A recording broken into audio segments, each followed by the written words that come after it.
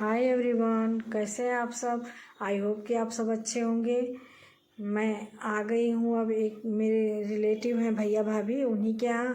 तो चलिए आप लोगों को भी दिखाते हैं क्या हो रहा है, हो क्या रहा है। वही बरच्छा था उनके लड़के का, तो वही हो रहा है हवा।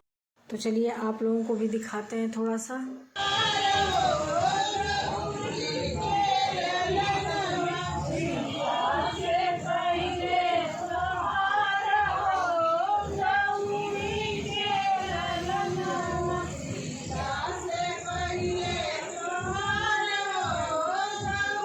अब हम लोग आ गए हैं खाना खाने, क्योंकि सबको जल्दबाजी थी निकलने की।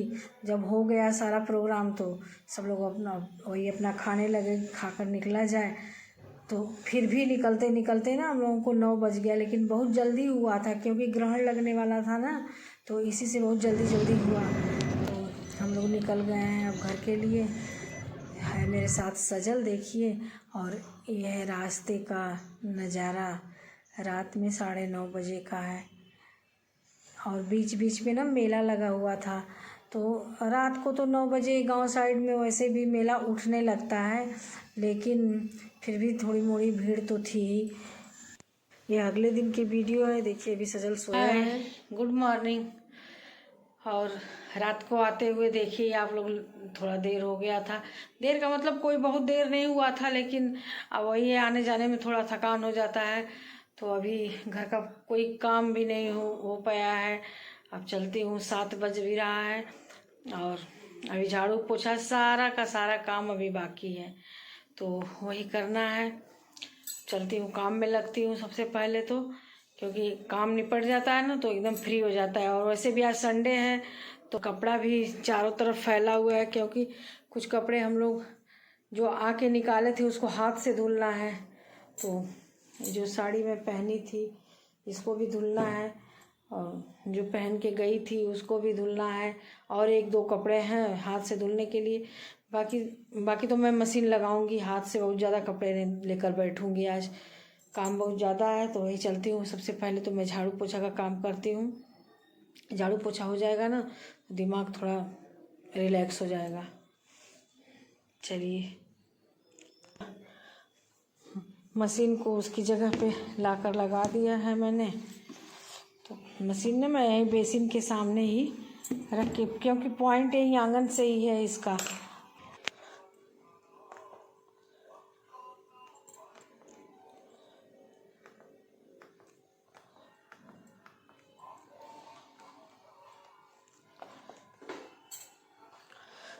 जब तक कपड़ा होगा तब तक घर का बाकी भी काम सारा हो जाएगा। इधर देखिए अब सजल भी उठ गया है सोकर, मोबाइल चला रहा है। हाय, उठो, चाय पानी पी लो। देखिए मेरा पर्स, ये पर्स ना मुझे मेरी बेटी मैरिज एनिवर्सरी पे मेरे दी थी। बहुत सुंदर, बहुत अच्छा, बहुत प्यारा पर्स है। और बच्चों का दिया हुआ गिफ्ट तो वैसे भी बहुत प्यारा होता है, लेकिन वास्तव में बहुत अच्छा पर्स है। इसी को मैं लेकर कल गई थी। और देखिए हमारे घर कपड़ा, इस सजल के पापा का टी शर्ट, सजल जो रात में पहन के गया था, कपड़ा यहीं पे निकाला और निकाल के सो गया। तो ये सब पहले मैं निकालती हूँ, क्योंकि धुलना भी है आज। और इधर मैं समेटने लगी हूँ सारा सामान, तो पर्स उठाकर रखती हूँ अलमारी में। और देखिए टीवी के आगे कुछ कपड़े पड़े हैं, ये भी समेटना है।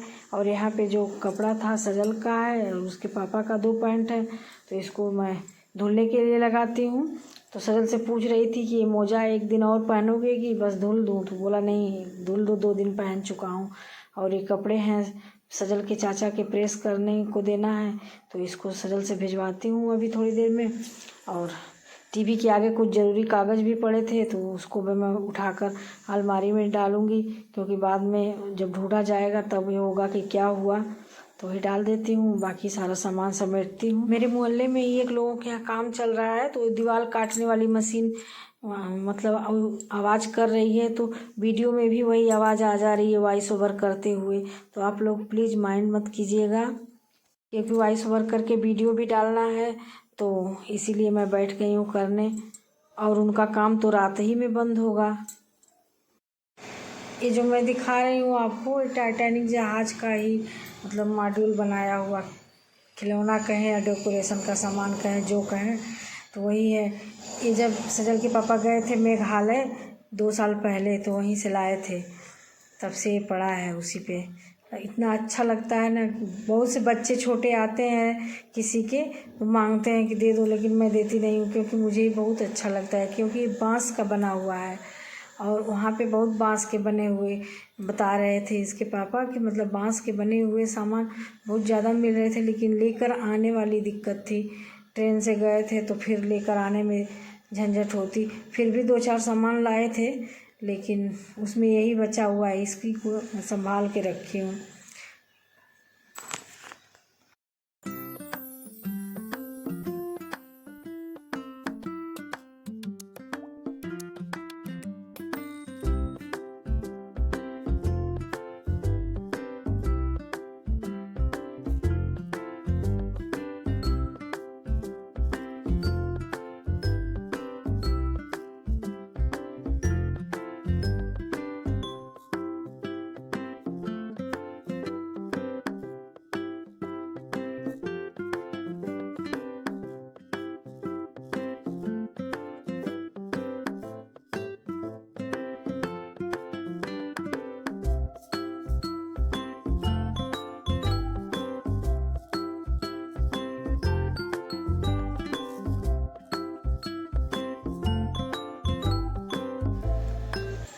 और यहाँ पे ना मैं बैठ गई थी कपड़ा छाँटने, तो इसमें से कुछ कपड़े हाथ से धुलने वाले थे।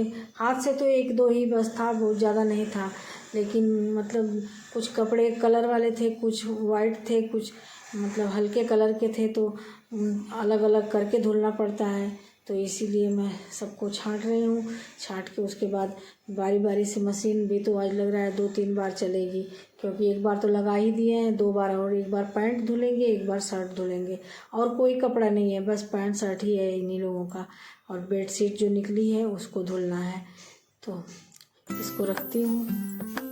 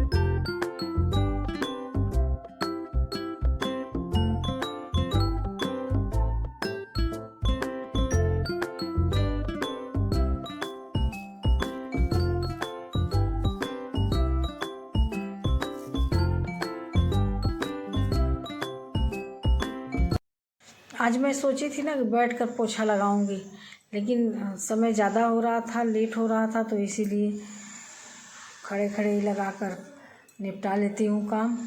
क्योंकि बैठ कर पोछा लगाने में एक्सरसाइज भी हो जाएगी और पोछा भी लग जाएगा। तो अब तो लगा लेती हूँ, पहले नहीं लगा पाती थी बैठकर, लेकिन अब लगा लेती हूँ। तो वही छुट्टी के दिन ही लगाती हूँ, रोज़ तो लग नहीं पाता है, लेकिन आज समय नहीं मिला, लेट हो रहा था।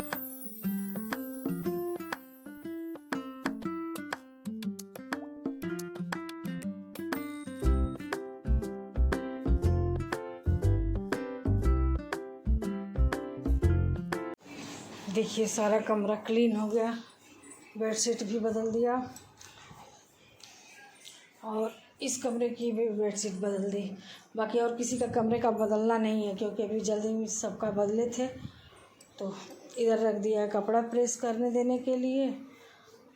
एक दिन का थोड़ा सा ना बजड़ी आया, बजड़ी समझ रहे हैं ना, रोटी बनती है उसकी, तो उसको भी थोड़ा धूप में डालना है। वही धूप में डाल दें, क्योंकि धूप भी बहुत अच्छी हुई है। धूप में डाल लें, उसके बाद नहाकर तब आपसे मिलते हैं। देखिए यही रखी हूँ बजड़ी, इसको चल रही हूँ ना छत पे डालने।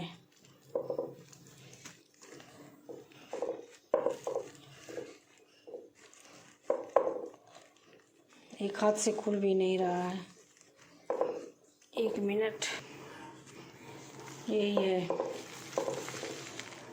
ठंडी में मतलब इसकी रोटी बनती है।